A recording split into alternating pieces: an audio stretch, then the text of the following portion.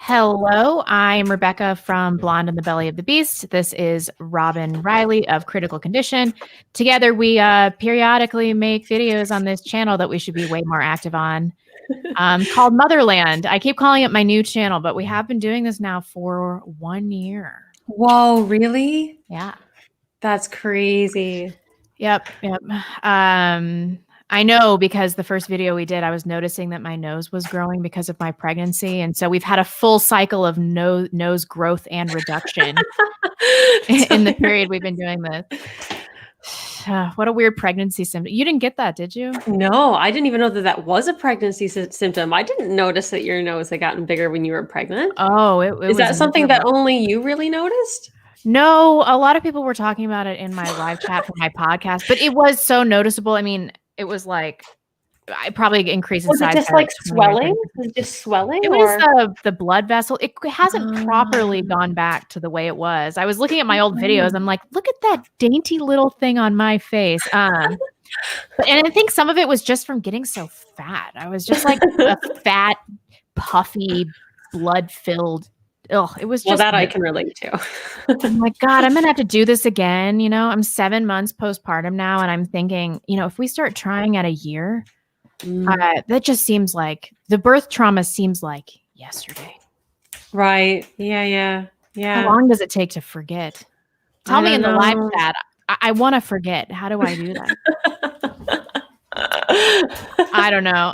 So today we're going to be talking about developmental milestones. So when I got pregnant, I don't remember who told me this. I think it was my sister, but she's like, don't get super obsessed with milestones. And so I was like, all right, I'm just not going to worry about it. And my baby was premature. So for a long time, I was just focusing on, getting her fattened up. And so I was treating her like a newborn long beyond when I should have been. I should have been working on a lot of things. And I know this sounds stupid. It's going to make me sound like some kind of idiot. But I actually thought that babies just reached milestones on their own. Like, I didn't think I had to do anything. I thought the same thing, to be honest. I just thought she was going to do all the stuff until my 6-month checkup with her. And my doctor was like, she has gross motor delays and you need to go to physical therapy. And I was like, I'm not going to do that. So I just worked really hard with her for a few weeks and we got her all caught up and everything like that. But the moral of the story is, I guess you have to do stuff to make your kid walk and talk and do all this. They're not just going to learn on their own. So yeah. Which now that I've learned that, it's kind of like I feel stupid for assuming that as well. But I had the benefit of finding out because my mom was visiting with us around the 6-month point, and she would spend loads of time with him during the day, and I noticed she was propping him up and like holding and like waiting for him to kind of tip over, and she'd be like, "We've almost got him sitting." And I'm like, sitting? Why? Well, yeah. Why are you like trying to force him to sit? He's not ready to sit yet. She's like, well, he's not going to sit if you don't teach him how to sit. I was like, oh, okay. So it was actually like my mom taught Magnus how to sit. It wasn't me. I didn't teach him how to do that at all. But she was like, it's time. He needs to start doing it. So yeah, definitely. Yeah. And I mean, it's been the same with the rest of his milestones as well, I think. I think Magnus is actually ready to start walking. He's got a little bit of fear about taking the first step, but he can now, like, as long as there's something for him to hold on to on either side, he can walk on his own, right? And it's just a balance. It's a balancing thing that he does with the sides. Like, he's not holding himself up or anything. How old is he now? He'll be 10 months on the 15th. Wow, that's so early to be walking. Oh, and that's something I wanted to stress to other moms. When I started freaking out that my baby was behind, I started comparing myself to all these other moms. And then I was like, no, I am not going down this road, because what is normal is such, and also don't Google anything. Exactly. Or you will think your kid has CP like I did. Don't Google anything. There's such a wide variation of what is normal. So I think that's probably what we're going to talk about today. Yeah, definitely. I mean, when you're thinking about your kids' milestones, I think it's way more helpful to think about it in in terms of, I want my kid to be able to do this by a certain age, like in the future, you know, like what's the latest we can go before it's a concern, as opposed to looking at what's the earliest that they could be showing the signs of a milestone and then freaking out because they're not there immediately, right? Like that range of what a milestone is the same as with the weight charts. It's all determined based on averages, right? So like it's not fair to like put the accumulative average of all children as a standard on your individual child, right? It's like it's still not fair. It's not fair to you either, because what ends up happening is like what happened to you, kind of, where you're like, is this my fault? I'm comparing it to other people, comparing my kid to other kids, and then you feel like shame, you know, as a result of that. Definitely my fault though. Like it was 100% my fault, because she was just, you know, I had such a traumatic birth, and I was obsessed with baby carrying and everything, and just breastfeeding all the time and everything like that. And so honestly, I don't even know that she got that many opportunities to like hold up her own head. And once we started working on it, she wasn't sitting up, she wasn't rolling over in either direction at like 6 months. Within 2 weeks of working on it, she was sitting up for 40 minutes on her own, rolling both ways, and then starting to try to crawl. So that's maybe she would have actually hit those milestones way sooner, because she was a preemie. You almost would expect her to be late on almost all milestones, just because she's behind, right? But sounds like if it was only 2 weeks worth of work, she probably would have hit the milestone way early. Yeah, I think I've been over mothering her. It's gonna be a pattern I'm gonna have to avoid falling into. So I guess we should start talking about like the first milestones. Like what were the first things that we started to worry about? I guess babbling. I was not really familiar with like what babbling is, because it wasn't exactly what I thought it was going to be. I thought she was going to be walking around like, or not walking around, but like crawling around being like goo goo gaga. But that's not really what was happening. You know, she was saying like na na na ha ha, you know, making guttural noises and things like that. And I was like, does this count? I think it does. Yeah. So that started pretty early, I think.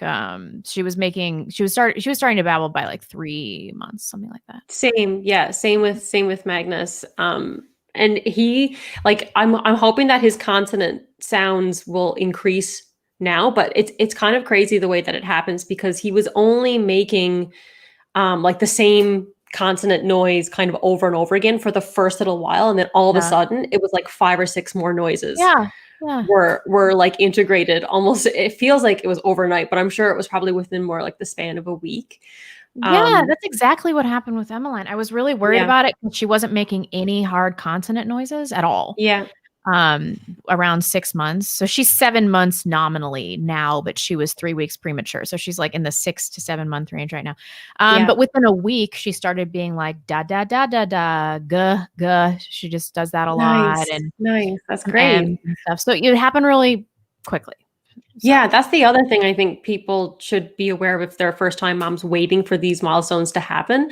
It can feel like the wait up to a milestone takes forever, and then all of a sudden it's just completely different. At least that's how it feels. That's how it's felt to me. So, the periods in between can feel long, but when changes happen, they happen rapidly. I think that's pretty consistent. Among most kids. I have an app called Baby Sparks. And that has really helped me. It has like daily activities to teach you how to parent, because apparently nobody knows what they're doing. That's awesome. Yeah, I want to really download that. And then it has milestones that your baby's reaching. But some of them I don't even understand how you can figure them out. One of them is like, does your baby react to different smells? I'm like, what do you want me to do? Put some lavender oil on something and then make my baby smell its own diaper? Or like, how do I even know? That's a weird one. I don't know that I've ever noticed that he smelled anything. Yeah. Stuff like that. But the fine motor stuff was really helpful and everything. And it helps me to be less neurotic, to have a game plan for what I can do on a daily basis. Totally. I'm not sure when exactly this started happening, but I think it was around 4 months when I noticed it it was actually my husband who got the baby to do this. And I've noticed that with our son specifically, if there is a strong learning curve with something like mimicking or like a shared interest type thing, he tends to learn that from his father almost exclusively. Really? It almost doesn't matter how much I do these things with him. Like, for example, at around 4 months, my husband was kind of like, meh, like sticking his tongue out at the baby. And like I was doing it as well, because we just thought it was like a funny game to like make a funny noise, and he would smile. Whenever I was changing his diaper, I'd be like, meh, and he would smile and be distracted. But when his dad started doing it to him more often, within maybe a week, he started doing it back.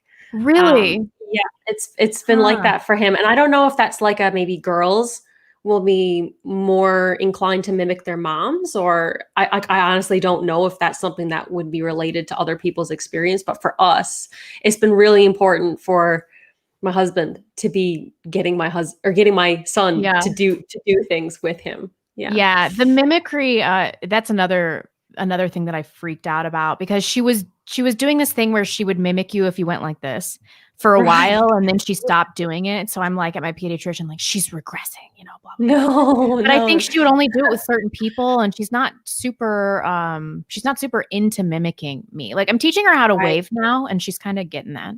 Nice. So like, I know she understands the concept, but she's not really that into it. Right. So yeah, I mean, I don't know. There's also a wide range on mimicry. What is a normal? They say 4 months, and if they're not doing it by a year, then you should start worrying. That's what I mean. Like, it's better for you to just think about when you get to a year, reassess. Than for you to be like every month trying to do it and then sending yourself into like a spiral as a result of that. Because definitely. I honestly think that while teaching our babies to do certain things is really important, and like having that one-on-one time with them, there is a degree to which our babies are going to develop at their own pace, regardless of what we do. And I think that needs to be remembered a lot. And babies there's such a wide range of what's normal. Oh yeah, especially with walking. Your baby's about to start walking at 10 months. They tell you not to worry until 22 months.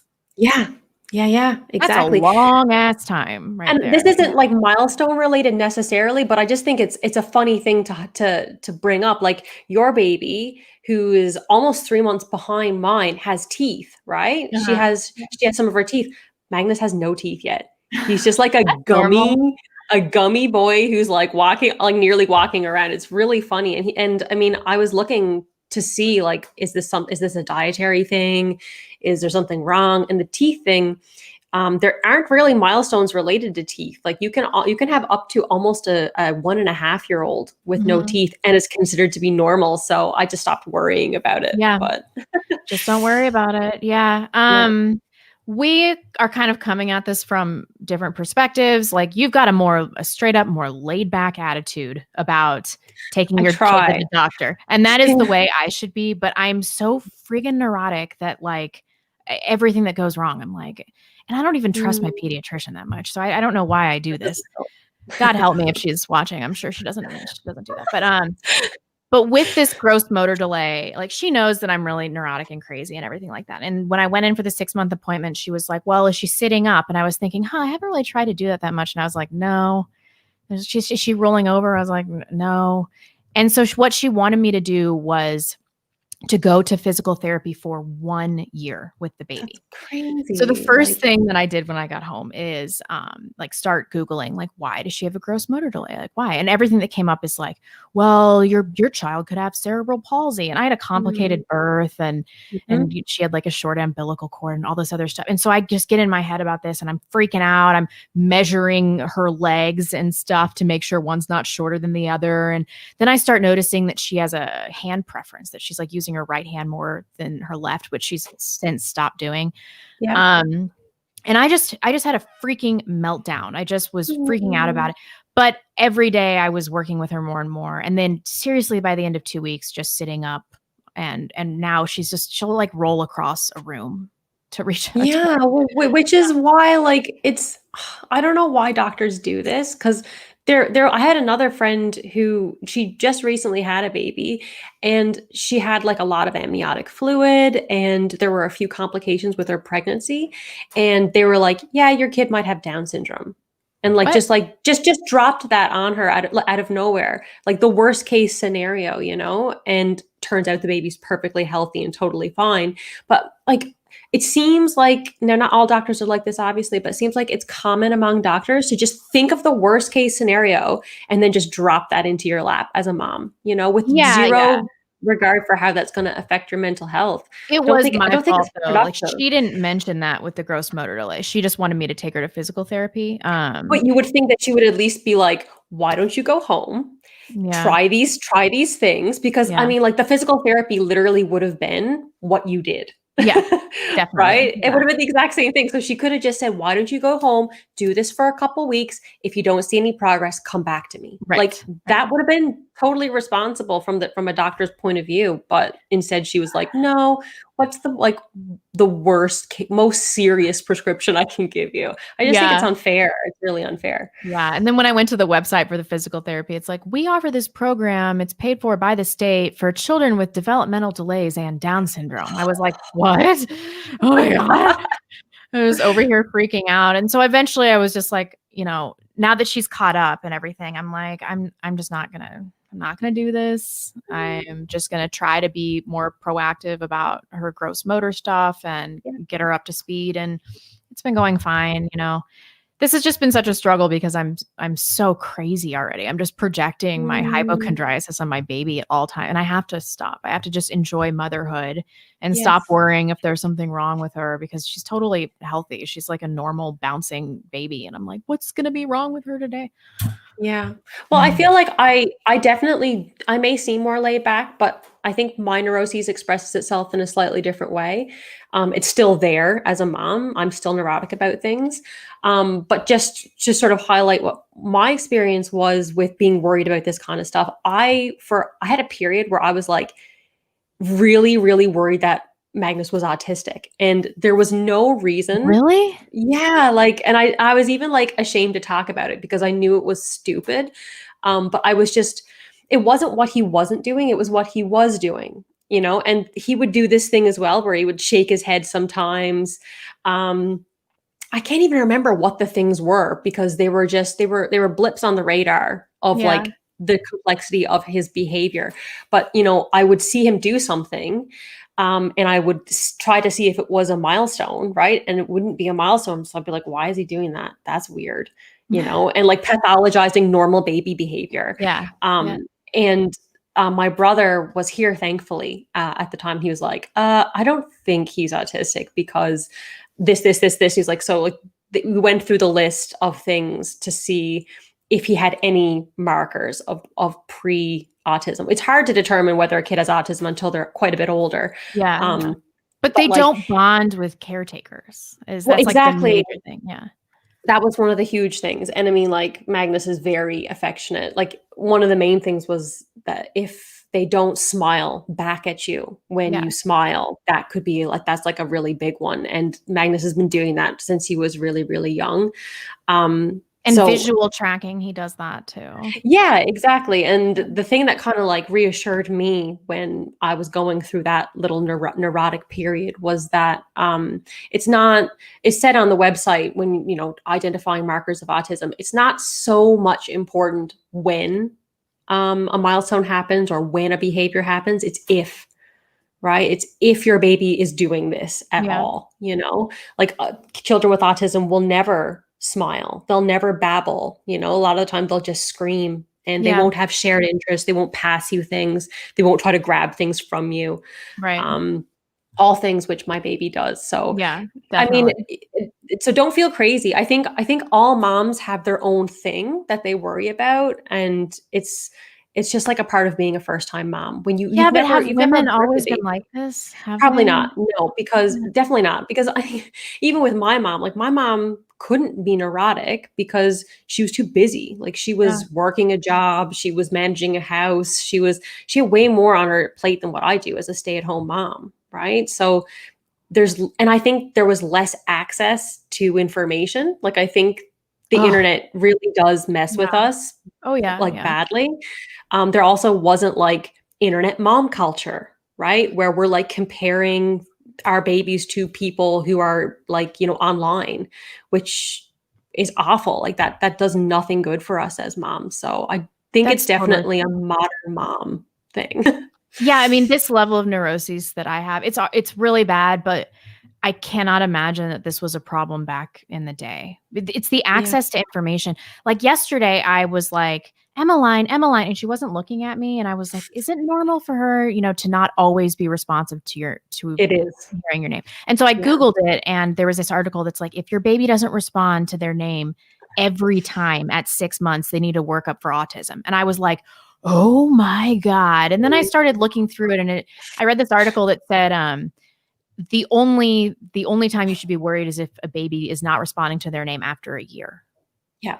Like sometimes she's just distracted. She's doing other stuff. Exactly. Like, leave me alone so I can be a baby, you crazy bitch. Like, stop it. Mom. Like, leave me alone. It's going to be a real struggle for me not to have her become a neurotic person. So I'm going to have to stop when she starts understanding. Like when I'm like, I can't be checking her all the time for all sorts of stuff. Like, thank God for my husband that is a counterbalance to the insanity of motherhood all the time. And I think that you're right about this. I don't know about you, but I have so much downtime. But everything I do is somehow mundane and extraordinarily stressful. People don't talk about that in motherhood a lot. Well, I feel like I don't have any downtime ever right now, just because like the kind of baby that Magnus is, and I think it's a boy thing as well, where he's creeping along things and he's opening doors and stuff now, and like he's always right about to injure himself. Always. All day long, from the minute he wakes up in the morning till the time he goes down in his pack and play at night. Like, he is almost injuring himself. Like, even when he opens the doors, he'll open it so he smashes himself in the head, or he'll hold on to it like this and then squat his fingers. And it's just it's honestly remarkable how he can find a way to injure himself in so many different ways. And sometimes like he'll just be like crawling and he'll just flip or he'll face plant. We've got this new game now where like, well, it's turned into a game, but it wasn't a game originally. He doesn't like getting diapered anymore. So when I'm changing his diaper, he runs away. And then I'm like, hey, where are you going? And he's like, ha, ha, ha, ha, and like, I'm out of here. To run and crawl away. But then he gets too excited. His movements get all messed up and he face plants. So I just feel like I have to be right next to him all day long. And that's really, really tiresome, because it's happened, because it does, right? Like, I'm trying to warm up some milk for his oatmeal, or I'm trying to brush my teeth, or just like the basic necessities of getting through the day. And in those 10 seconds where I'm not paying perfect attention to him, he's hurting himself. Yeah. So I wish I had more downtime. If it wasn't for my husband being like my hero and giving me time to do things like this and do things like write my articles, it wouldn't happen for me. Yeah. So that's definitely true. My husband too has also been a great help. I don't know I don't know how single moms do it. I swear to God. I have no idea. Like, without help from my family and from my husband, this would just be horribly overwhelming. It's interesting how we have such different experiences, because I do have so much downtime with her. It's not always going to be like this. I should probably enjoy it, but instead I'm filling it with, is there something wrong with my baby? Is she not reaching developmental milestones at the appropriate times and everything like that? And, after all of this, I should have just listened to the person that gave me the advice and was like, don't pay attention to milestones as much, because I was enjoying motherhood way more when I wasn't. Well, I think this applies to you, even with someone who's like highly neurotic. And I think it applies to me. I think it applies to all moms. Like, if there was actually something like wrong with your kid, you would know. Instinctually, it wouldn't be a question. So like, the mere fact that you're questioning, like, is this something that's weird, or is this something that's not okay, is kind of evidence that it's fine. Yeah. I think as moms, our instincts are probably one of the best things that we can rely on. No, you don't think so? Well, not for me. I mean, because everything that, like, she has this little blemish on her face, and I'm like, is this baby acne? And then I'm Googling, is it okay for a 7-month-old to have baby acne? And it's like, no, she has congenital adrenal hyperplasia or whatever that. And it's just like, she just has some, like, she's got a bump on her face. Normal moms or moms with multiple kids would be like, yeah, whatever. I don't care about this, but I'm like, well, tell me, internet, what the answer to this is. And it really is detracting from the experience of motherhood. So I can't trust my own instincts as a mom, which is why my neuroticism is so frustrating, because everything feels like a 5-alarm emergency. That's really hard. And I'm really happy you've got your family around, experienced siblings and your mom and stuff, because without that, it would be way worse, right? Like, that's why we're not really, like, when people say, like, make sure you have your support around you, or it takes a village, like, that's literally what they're talking about. It's funny. It reminds me of, and this is like a little bit off topic, but there was like a nature channel or something documentary I was watching on elephants. And you know how, like, the elephant moms are very, like, it's a matriarchal society. So all the moms and the women hang out together. And then there's like the lone bulls that are off in the forest or the jungle or whatever. There was like a clip of a mom and a baby. So it was a new mom elephant, and the baby elephant was sort of stuck in mud. And the more he struggled, the more he got stuck, basically. And the mom was trying to dig the baby out with her trunk, which was actually just making the baby sink deeper and deeper into the mud. Sort of all of a sudden, the grandmother, like the grand matriarch elephant of the group, noticed what was happening, like stormed over, smacked the mom with her trunk, and then wrapped her trunk around the baby and backed out, pulled the baby right out. And that was like, that was that mother learning how to care for her baby in the wild. Like, I don't think we're that different. Obviously humans are different than animals, but that intergenerational wisdom needs to be passed down. And without it, we are probably making things worse. Oh, definitely. Yeah. I think that's true. And we're creating a culture of neuroticism for mothers too, which I definitely feed into. And like we talked about with my birth experience, sometimes the medical system will serve as a detriment. Sometimes it'll help. Sometimes it'll serve as a detriment. And I have to start thinking that less is more. That less is more. When I called the pediatrician today about this blemish on her face. I'm like, is baby acne normal? And they were like, this isn't normal. You should come in on Monday. And I had a choice to make at that point, and I was like, not doing this. I'm not doing this. It'll go away. I'm just not going to worry about it. And I think that I need to take this approach more. You're really good at this. What you need to seek care for with your child. Yeah. I mean, I don't actually go for anything anymore. Like, we were going because of the weight issue, but now that my Magnus is, like, he's well up into the normal range, I no longer worry about it. Food and eating. And like, when I compare Magnus to like babies who, like, there's a few Twitter moms that I love their content, and I follow them, and they do like baby-led weaning content. They both have girls, and they like do these beautiful like photographs of like salmon roe and homemade yogurt from their like cow. And it's just like, it's so perfect and beautiful. And then they have like pictures of their babies feeding themselves with the food. I'm just like, Magnus was born literally 3 days before this little girl. Why won't he do it? And that's, I don't know if, like, I don't think feeding yourself is a milestone, but when I compare to that, like, I feel like he's so behind and he's not doing it right, But then he's so far ahead. Like, Emmeline's feeding herself, but only because she's a monster fat ass, but she's not crawling yet, That's hilarious. Is she feeding herself? Yeah. Is she amazing? So what kind of things does she like to eat? She likes to eat, I make some purees, and she likes sweet potatoes, and I mash up an avocado. So that's her favorite. But by feeding herself, I mean, like, she'll take something and I'll put food on it, and then she'll just like haphazardly jam it about her face until it makes it into her mouth. Spoon?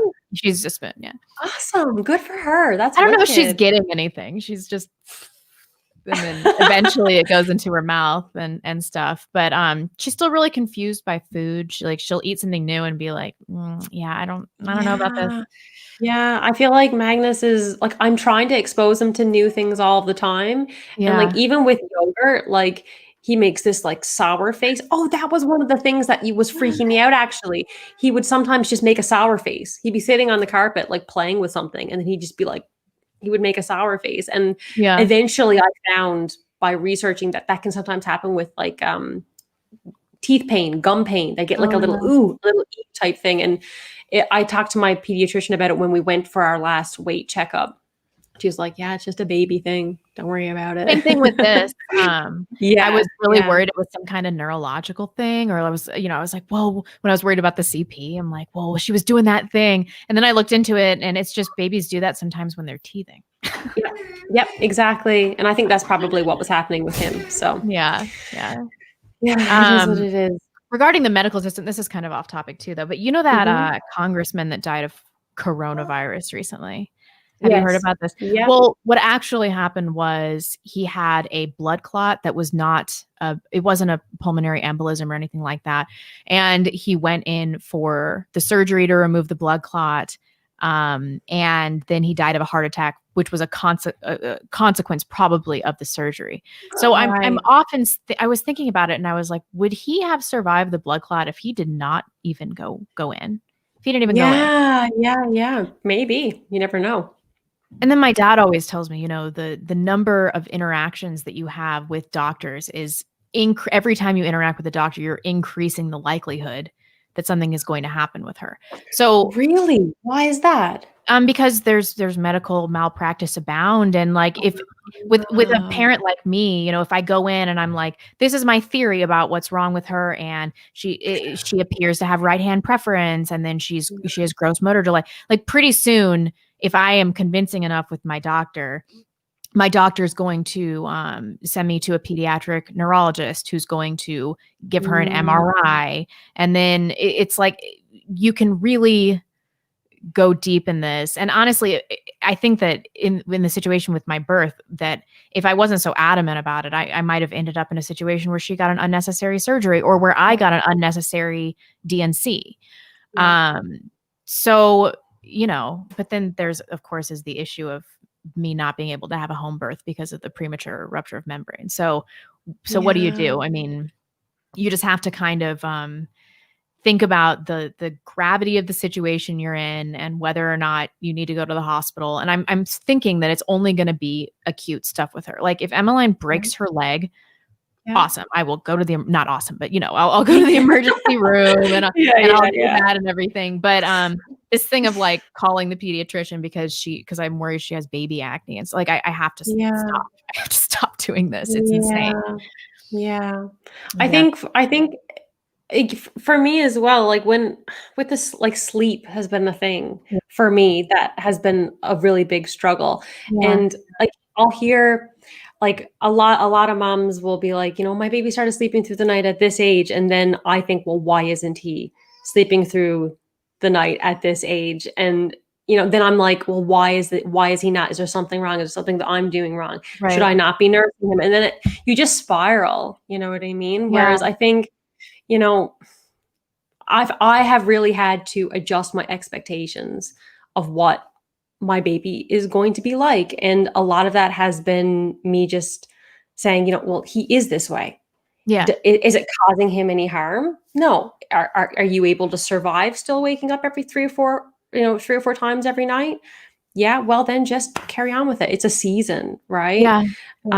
That's how the only way I've been able to deal with the sleep situation. But yeah, I think the same is true for milestones. Like if a baby, a lot of moms, if their baby like talks really early or walks really early, they'll brag about it. They brag about it, and they want you to know how early. And like the reality is, you know what? When they're all teenagers, they're all the same. Like it doesn't matter if your teenager was walking before like everyone else. Not really. Like it doesn't actually matter at the end of the day, these things. I texted Blonde Buttermaker when I was dealing with all this CP fear stuff. And she goes, she has 3 kids and she's super zen. She's just like a chill lady. She's Just a lovely lady. Yeah. so nice and lovely. And she's like, you need to relax. Do you know any 5-year-olds that can't sit up? And I was like, that's a very good point. Yeah. And I think that we have to think about that in terms of milestones. Yes, it's important for them to reach certain milestones by certain dates, whatever, fine. If your kid's not walking by 2 years, then, be worried. Yeah. But the more obsessed you get with when you reach milestones and whether or not your kid is the same as all the other kids, the less you're going to enjoy your child. And I think that you're right. Like, you just have an active little Slavic boy who's going to hurt himself and he's going to run around and he's going to make your life a living hell. Yeah. And then I just have like this kind of lazy lump of a daughter right now. All she wants to do is nurse and look at me and, even rolling over. She's like, I just don't want to do this. I just don't really want to. I think she's just lazy. Right. I think girls are just chiller as well. I mean, there'll be exceptions to that, but like pretty much all of the girl moms that I know, like their experience is just literally night and day from mine. And I really think that, girls and boys are very, very different just naturally. Yeah. And their development is obviously going to be really different. And yeah, you're right. Like Magnus, like he's not just a Slavic boy. He's like an Irish car bomber mixed with a Slav. Like, he's like the worst of like both Anglo and Slav, like combined into this like tornado of a child. And that's great, And my husband often, he teases me because when I was pregnant, I used to say, I hope I have a bold little boy. I don't want an obedient little boy. I want him to be bold. I want him to like have a strong spirit. And now I'm like eating those words every single day. He reminds me at least once a week. He's like, remember what you asked for. You got exactly what you asked for. Oh, that's true. Isn't it funny that we get what we asked for and still we're like, I'm never going to get pregnant. When am I going to have my beautiful baby? And now that I have this beautiful baby, I'm like, what's wrong with her? Does she have cerebral palsy? What's this pimple on her face? What's going on? God's probably up there like, I gave you what you want, enjoy it. And, and then whenever I'm, this flurry of worries that I dump on my parents all the time, my mom just tells me like, just enjoy your beautiful baby. These moments, they don't last forever. And I was looking at pictures of her from when I brought her home. It is shocking to me how much she's grown, and it's going to make me emotional. And I can't even, like, when you have a child, you can't imagine what they're going to be like in the future. You can't. It's probably easier to do with other people's children, but right now, I just can't imagine that she's ever going to be a toddler, that she's ever going to be a teenager. It just doesn't seem real to me until I look back on those pictures and I'm like, gosh, what have I been doing the last 7 months? Worrying? Is that really how much of my daughter's life have I already wasted worrying about stupid crap that never came to fruition? And I could have spent that time staring at her and enjoying and bonding with her and stuff. And, the more time that I accumulate, the more regret I'm going to have. And so I feel like a lot of moms are probably like me with the neuroticism. And I just want to warn them, just give them my mother's advice. Just look at your beautiful baby. Just enjoy the time you have with your beautiful baby. Yes. Yeah, I think you're right to bring up God as well, because I have leaned on God on many occasions, especially like at night. When I have to wake up, like there have been times where, it's been like the several nights in a row where I'm up all night long and all day long, I'm chasing him around. I can't do anything for myself. Like I might even like feel dirty because I haven't had a shower in a couple of days. And I just like all of that compounds on you. And then it's like the 6th time you've been up at night. And I felt angry, I felt angry and I've been like, I'm going to have to wake my husband up because I can't hold him right now. I'm too angry. And that, the only thing that has helped me to get through those moments has been prayer. Yeah. And I've leaned on God big time in those moments and just recited the Jesus prayer over and over and over again until the emotion passes. Yeah. And I mean, like, thankfully breastfeeding releases oxytocin. So like the anger is not going to last for too long, but it's hard. And I think, if we can try to find the time in our busy days to like thank God for what he's given us, like that's a huge remedy to the stress of is he wrong? Is there something wrong? Is he healthy? Blah, blah, blah. And, I often in my nightly prayers, thank God for my healthy child. I make sure to say like, thank you for my healthy child. And I've been praying for his health since he was in my belly.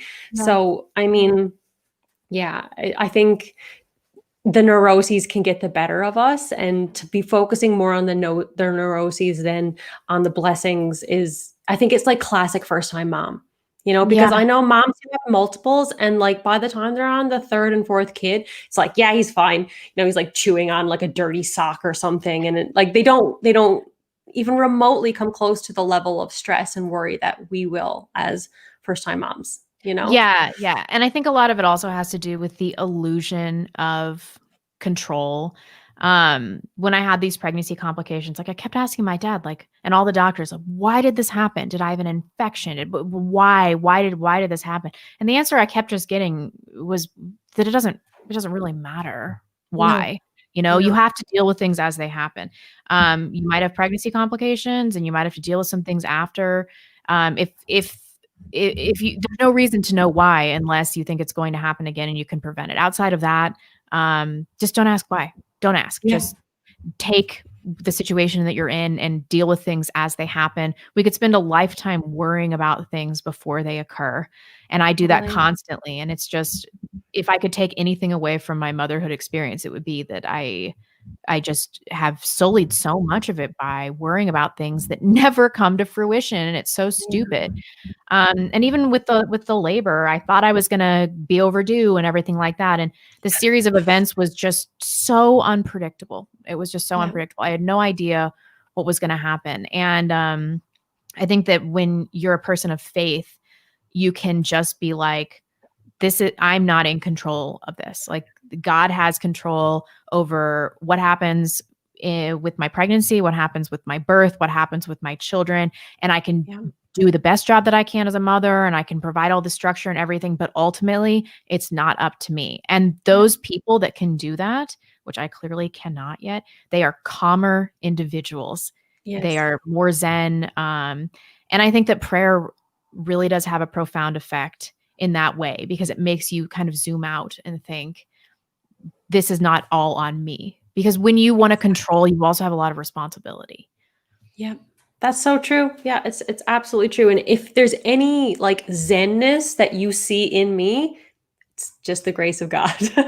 That's literally all it is. It's like whatever minute ability I have to be able to hand it over. The stresses and the worries, it's all exactly the same as you. And I'm sure it's way more common than anyone would like to admit that it is. Yeah, definitely. I've done a lot of research on health anxiety because it's something I struggle with, and I'm projecting it on my daughter constantly. And I read a statistic one time about health anxiety, and it said that 90% of all ailments that any given person worries about never come to fruition. Never happen. Yeah. Exactly. And so you have to think about that even in terms of having symptoms. I mean, the remaining 10% are like, oh, well, I have a terrible toothache, and then you find out you have an abscess or something like that. But 90% of the things that I worry about with my body are not even on track. That's a lot of things. A lot of things, yeah. And so why even bother worrying about something, if this little blister turns into a giant gaping hole, or this little pimple, it turns into a giant gaping hole in her face, like, all right, I'll worry, but chances are that I'm going to wake up tomorrow and it's going to be gone. And it'll just be another thing that I worried about all day when I could have just been bonding with her and teaching her how to improve her gross motor development. Yes. If this may make you feel a little bit calmer about the thing on her face, because Magnus has always had skin stuff, just like skin issues, bumps, acne, like weird little, there's like a thing called a milia or something. It's like a little white thing. He's had those. He has baby eczema, which it flares up and it goes away, and it flares up and it goes away. And he's dealing with all these issues. Yeah. So it was gone for like Oh my gosh, he had no skin issues for like maybe 2 or 3 months, and just this past week or so, 2 weeks or so, he's had another little flare up. He's got like a little eczema here. He's got some on his wrist here. He's got it in between the creases of his feet, and we just Poor little use there's guy. yeah, it sucks. And he itches it a lot. But we have this is just for anyone out there who may be also dealing with this. Aveeno has a baby eczema colloidal oatmeal cream that you can get Oh, like at any pharmacy store, and it works great. I've yeah. spoken to my doctor about it, and she was like she looked at it and she's like, it's baby skin stuff. Don't worry about it. If the colloidal oatmeal stuff is working, fine. And she's like, Yeah. if it continues and gets really aggressive and the colloidal stuff stops working, we can talk about a steroid thing. But she's like, I don't think we're anywhere near that. She's like, up until almost 2 years, babies just have weird skin. Don't worry about Yeah. it. And that's She what told I've me. heard before too. It's like, every time I worry about it and bring it up to my doctor or my dad or anything like that, the consistent response is, babies have weird skin stuff. Like Yep, they do. they're prone to a multitude of general dermatological conditions. Yep, And so it's true. what I'm worried about now is probably not even baby acne. It could be anything. It could be like probably one of like 50 non-important things that just resolve Yeah. themselves with time, Yep. right? Like, I just saw here in the chat, one of my friends, Nikki Philippi, she's like a home birthing mom on YouTube as well. And she says, hi guys, I'm glad to see you're streaming. Dan and I, Dan's her husband, just talked about how bizarre it is that our son will be an old man, God willing, one day. Time and life is so crazy. Like That that's is so actually kind of weird. a funny comment. Like Magnus is going to be a senior citizen one day. God. That's friggin' weird to think about. Isn't And it it? That's really so puts things bizarre. in perspective for you too. Like the scale of these babies' lives is like so unimaginable to us right now. I just think of myself as the mom of a baby. I can't even think of myself as the mom of a 5-year-old. I Yeah. can't I can't go comprehend there. that. It's very, very weird to think of him as an old man. That's so And strange to there's then even oh god. sorry, go ahead. I didn't mean to cut you off there. No, no, it's just I just can't I wonder why we can't even go there. It's the same feeling I get when I was pregnant and I would try to imagine the face of my baby. Like, Yeah. I can't even fathom what it's gonna be like. But then now that I have her, I feel like it couldn't be Anything else. anything else. Yeah. Exactly. That's exactly how I feel too. It's very weird. Yeah. There's another comment here from a girl named Emma, and she says, I watched The Business of Being Born after Robyn's recommendation on the Happy Home Birth podcast. It can be found on YouTube if anyone is interested. The podcast episode was especially awesome too. Thank you, Emma. And yeah, if anyone is interested in like that's one thing when people are inquiring about home birth, they always get pointed to that documentary, The Business of Being Born. And Yeah. it was the documentary that made me aware of home birth almost 10 years ago and made me want to have a home birth. And when my husband, when I was telling him about home birth before we even got pregnant, that was the documentary that I showed to him, and and he was just like, yeah, I don't know why people don't do home birth more often. So yeah, if anyone is interested, that's just a Yeah. fun little shout out to that documentary because it's really good. It is really good, and I watched it, and I still I still ended up having a hospital birth. I don't know what I'm gonna do next time, God willing. Mm. Um, Well, I feel like as moms, we have feelings about these things. And like, I had a really good birth. I wasn't afraid of birth. I've always known I wanted a home birth up until now. There's something weird that's happened in my mind now that I've experienced birth where I'm like more afraid the second time around. And I feel like I would actually be more comfortable at like a birth center or something than I would be at home. Like, I don't know why that courage was there. yeah, For maybe me it to was just like, just that you didn't know yet what it was gonna be like. yeah, I was just it was uncertainty, so there was nothing to worry about. But now that I've actually experienced birth, I'm kind of like, could I have a perfect birth twice? Like, what are the chances of that happening? Like, isn't it more likely that something will go wrong the second time? And if it is going to go wrong, I would not like to be home for that. It's Yeah. funny. Yeah, I mean, I understand both perspectives. I am not prone to judgment for any woman that wants to do birth. It's just such an intense life experience that Yeah, it I is. just feel like whatever's gonna make it more likely that you're gonna do it anyway, Yep. than do that. Yeah. I really hope that we haven't discouraged women from going through. When I told my birth story, I was like, if this makes one woman decide not to have kids, that would just devastate me, because I don't know if I said this during my birth story, but I want to reiterate that it has totally been worth it. Like 100%, Emmeline is the best thing that has ever happened to me by just leaps and bounds. And I could not be more grateful. And then I'm also really eager to do it again. Yes. So, it's just like you have to accept that there are going to be risks involved and that things might go wrong, and just know that it'll be worth it. Totally. You did say that during your birth Good. story, but I'm glad that you did restate it. I think that when you were talking about like how worth it was, that was when we both broke down. That was when we both started like ugly crying, I think. Because it is. Sorry, go ahead. Oh no, go ahead. That is when I started to cry, when I was talking about how it's just such a joy. It's such a joy to be your mom. And in terms of my faith, which is something that's kind of been a struggle in my entire life, I really thought that I was never going to have a baby. And then when I met her, I just knew that, like, no, everything that I'd been through and all the struggles and everything, that this was the baby that I was supposed to have, this specific baby at this specific time. And had it happened in a previous month or in a later month, or it wouldn't be her. And that's just a future or a past or whatever. That's an alternate reality that I can't even think about, like a world without Emmeline. I don't want to live in that world. Yeah. I feel the same way about Magnus.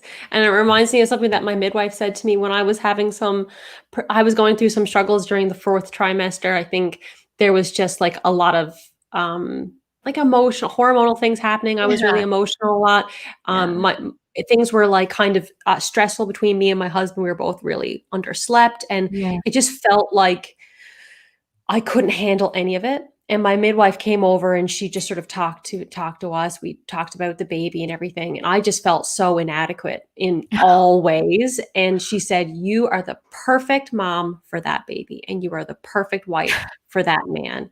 And it was like, I needed to hear that. And I think moms need to hear that. They need to know that it's not just that, like, that's the perfect baby for you. You are the perfect mom for that specific baby. Yeah. And that's a really cool thing, Yeah. And when I get really stressed out and I feel like I can't do it and everything like that, I think, nobody else is going to be able to take care of her the way that I can. No. And it just kind of makes you shape up. Yes.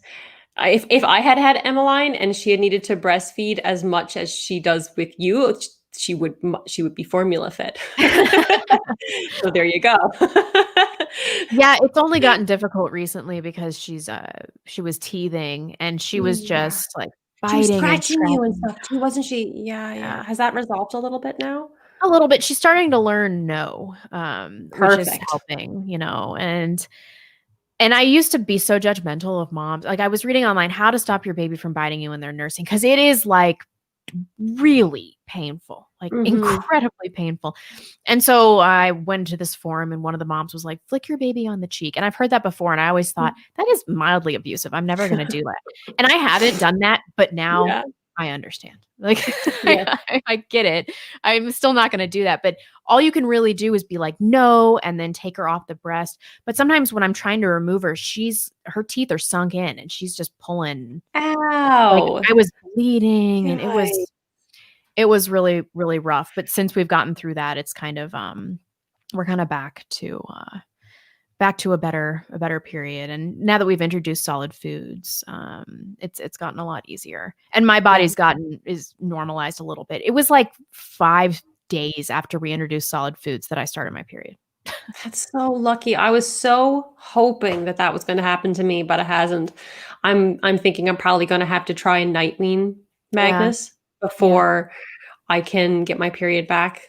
So that's what I'm dealing with right now. That's why we're still co-sleeping, but we have a pack and play. He does his naps in there now. So I'm slowly trying to get him used to sleeping in a separate space. I've got goat milk as a breast milk alternative, and I'm just trying to get him used to a little bit of sweetened goat milk in a bottle.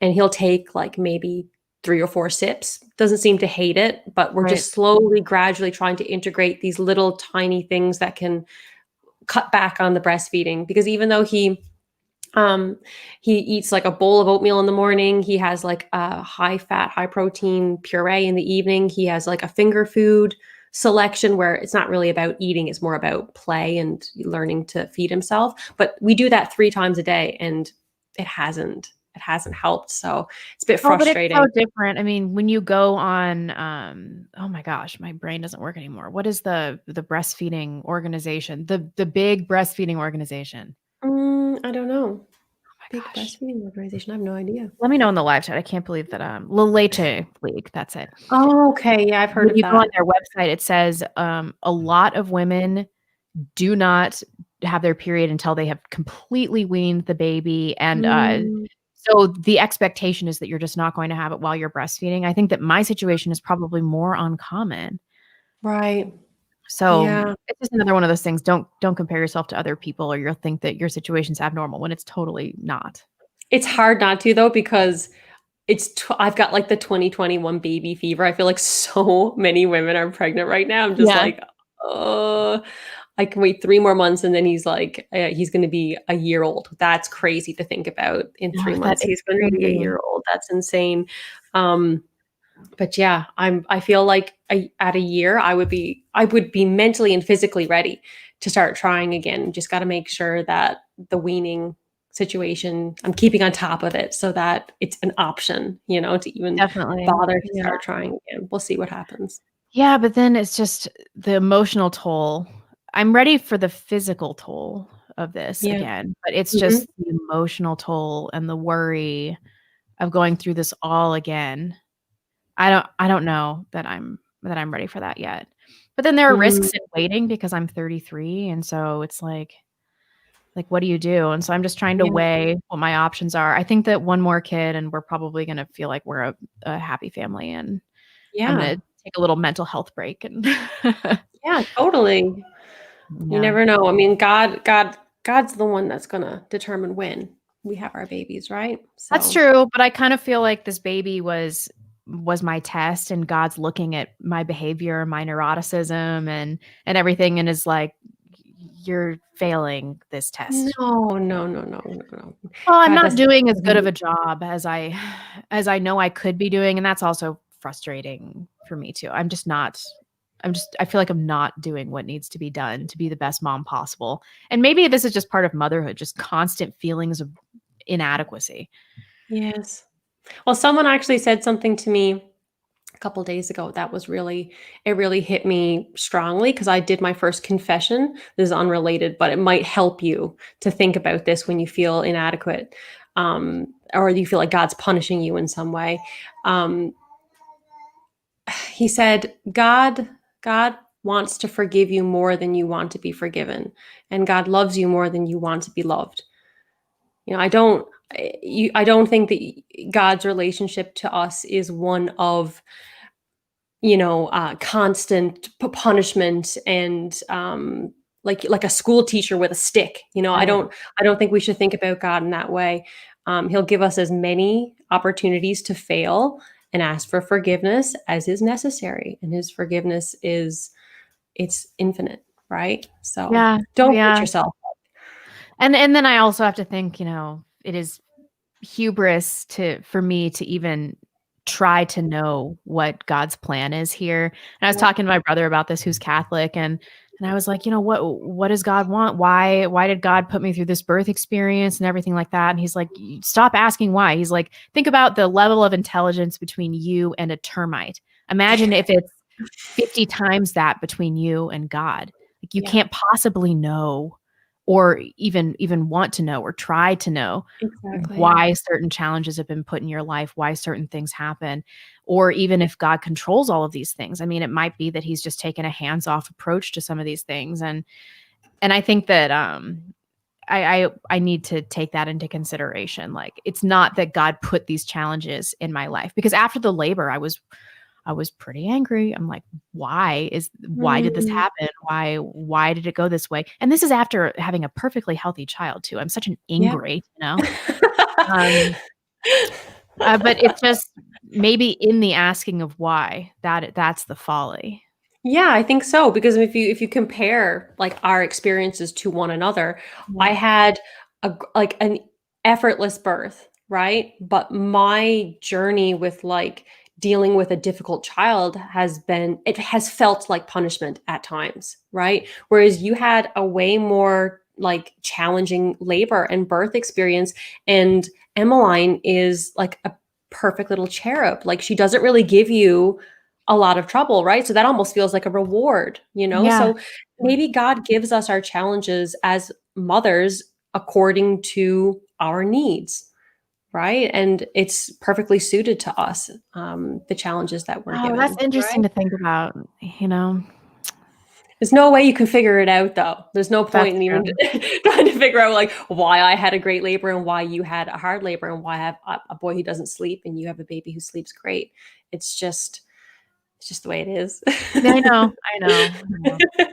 As always, we have barely talked about what we said we were going to talk about. Well, This is we haven't always spoken in a while. I wanted to talk to my friends, so you guys can just No, deal that's with it. definitely true. I mean, this is really therapeutic for me because we talked about this a little bit on the last episode, but I'm constantly looking at people's Instagram, their Instagrams and their perfectly dressed kids and their curated feed with their beautiful home and everything like that. And I just feel like if I wake up and I get through the day where I'm not projecting some crazy crap on my perfectly healthy daughter, then it's been such a raving success.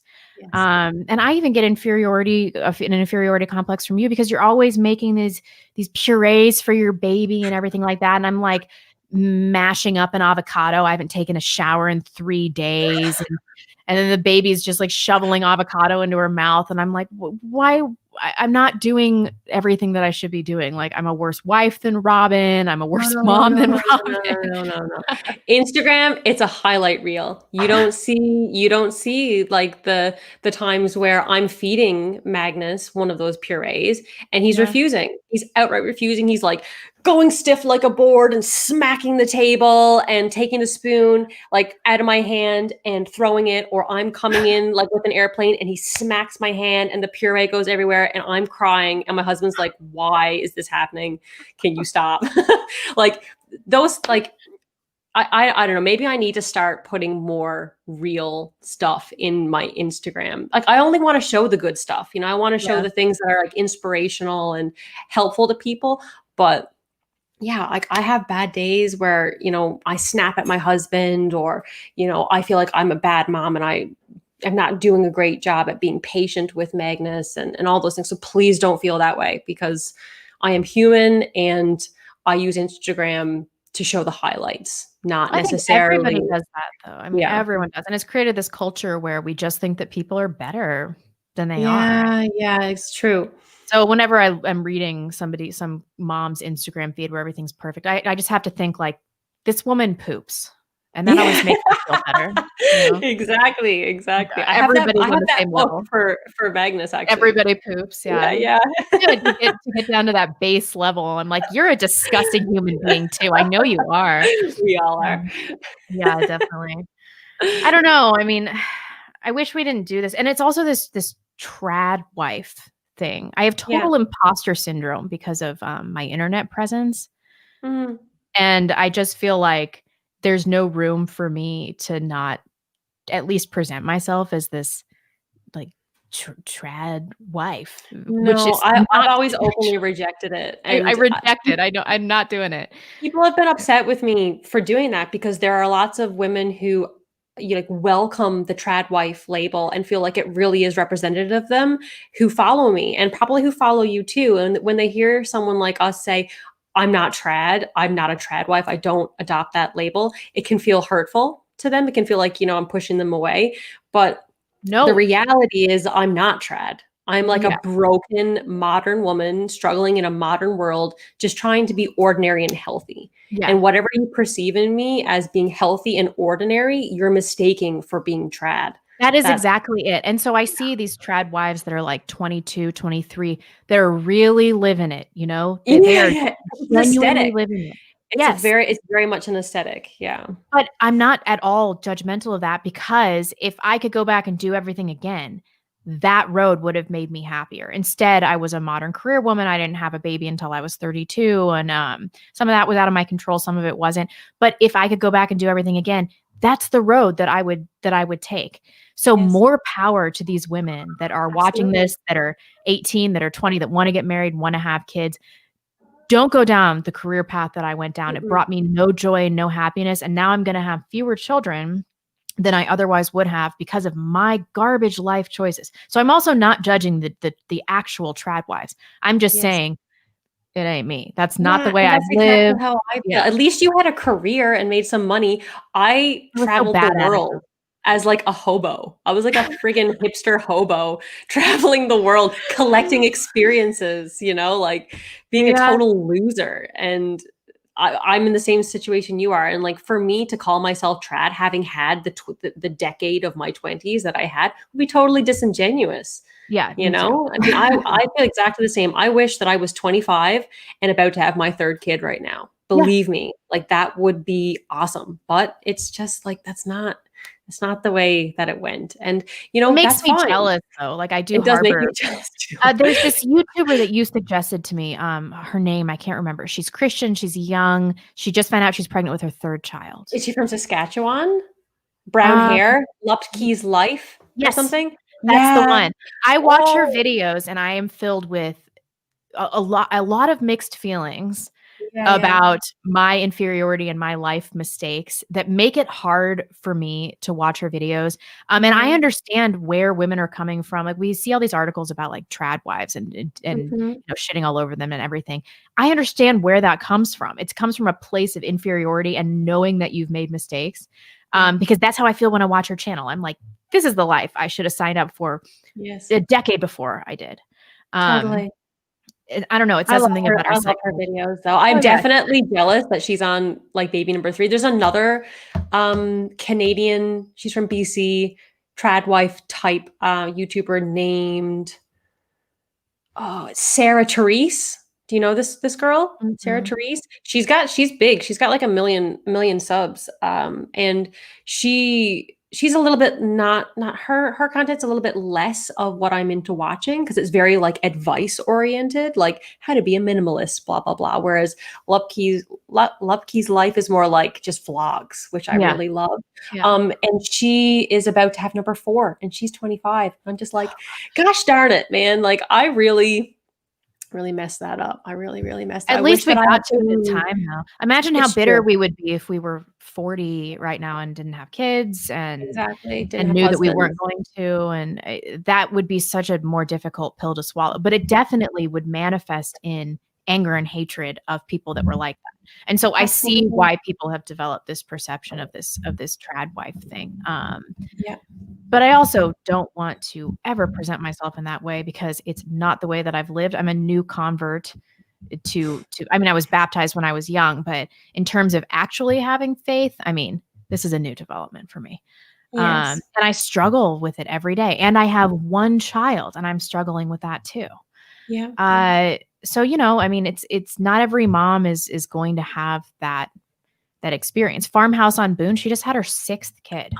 I know, it's so amazing. I look at that and I'm like, "Where was this content when I was 18? Yeah. Where" but see, the thing is, we have different roles. These women are showing the younger women that it's good, it's beautiful, you can celebrate these things, you don't have to be scared of it. This is what the lifestyle looks like when it's done, like, perfectly. Whereas I think we serve a different purpose because there are a lot of women out there just like us who are misled for a very long time, and we serve as role models that it can be turned around, Yeah. like, Definitely. Yeah. you can change, and that's as valuable, I think, as just showing how to do it right. Right. Because Yeah. sometimes, like, I met my husband when I was in my late 20s, I think, early Mhm. 30s, late 20s, something like that. And I had everything kind of figured out. I had the feminism thing and everything figured out by the time I was about 25, but I hadn't spent any time developing good characteristics in myself or Mhm. developing an ability to choose the appropriate life mate. Exactly. Yeah. I had major arrested development. I had spent a lot of my youth drinking really hard, like grown man hard drinking. Yeah.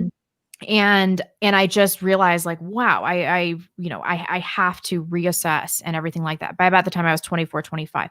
But it still took me a while to be the kind of person that any good man would want to marry. Yep. But if I had developed those characteristics when I should have, when I was like 12 to 18, then who knows? I mean, by my age, I could literally have 7 children, which is what I wanted, what I always wanted. Yeah. So it's depressing, but at least thank God for Emmeline. Thank God for her. She's never going to know how important her presence was in my life. Because even when I was struggling to get pregnant, I always knew fundamentally that it was going to be a real struggle for me to find value and meaning in my own existence if I wasn't able to have kids. That's not to say that if you're having fertility problems or anything like that, that your life is meaningless or you're not going to find meaning. Like, you will find meaning in your life. But for me, I just really struggled with what was my purpose going to be? Where was I going to go? Who was I going to be as an individual if I couldn't make this happen? So she's such a blessing, such a blessing. Yes. And I'm so grateful. Yes. You know, it's kind of funny. This conversation has turned into our own developmental milestones conversation. Look at a little bit. It was the plan all along. See, we were a little bit late to get to our milestones, but we got there, right? It's still within the range of what's normal. Yeah. And I see a lot of women in our comments that are like, you know, I took what you said really hard because I'm 35 and I'm still looking. And I want to reiterate that, like, if you're young, you need to seize on the opportunity to have children when you're young. If you're in your 30s and you still have a chance to make it happen, do everything you can to make it happen. Even if you can only have one kid, you know, do what you can to make it happen. And then if it's too late for you, then you need to spread the message to other women that maybe you made mistakes. And that is a really hard thing to do. It's really hard. It's easier to be an entrenched feminist that's like, I like my wine and I like my freedom and I like to go, you know, on all of these vacations where I can bang whoever I want or whatever women in their 40s do that are single. It's much easier to double down on that lifestyle than to be like, I effed up and I should have been worried about finding a mate when I had my highest sexual market value. I should have been more worried about it. And instead I was hedonistic, and don't make the same mistakes that I made. And in that way, you know, I think that you can find value in your life too. Exactly. I think that's a really great place to maybe end it, to be honest. That's really wise advice. Please heed it if you're in the audience out there. Our developmental milestones. Yeah, I did that on purpose. This wasn't a totally tangential discussion about nothing that we originally decided to talk about. But I do love having these conversations because they're cathartic for me, first of all. And then I know there are women out there in our situation who just want some friends that they can talk to about these struggles. And so I hope that this helps somebody out there. Yeah. Yes, absolutely. And it was better than our last episode, which was a total disaster. Yeah, it was bad. It's been privated now. It's gone. Oh, good. Okay. It's from the internet. So if you missed it, it's tough luck. Yeah, definitely. And I know I say this every time, but you know, I really want to film more on this channel. I've been trying to get back to my channel, but the political sphere is just such a dumpster fire. I just don't even want to go there right now. My head's totally out of the game. I'm checked out. But it's so difficult for us to schedule because Magnus is still having sleep problems, and Emmeline is really inconsistent with her schedule and everything like that. And so I hope that as soon as we get to a place where we're able to film more, we're both going to be trying to get pregnant. Exactly. And then we can do like pregnancy content. I want that to happen. Oh, yeah. We need it to more happen. Pregnancy content. Yeah, thank you so much for joining us, everybody. I really appreciate it. And I hope this helps somebody. And we'll see you guys probably, let's be real, in about a month. Yeah. Okay, guys, take care. Until next time. Bye. Bye.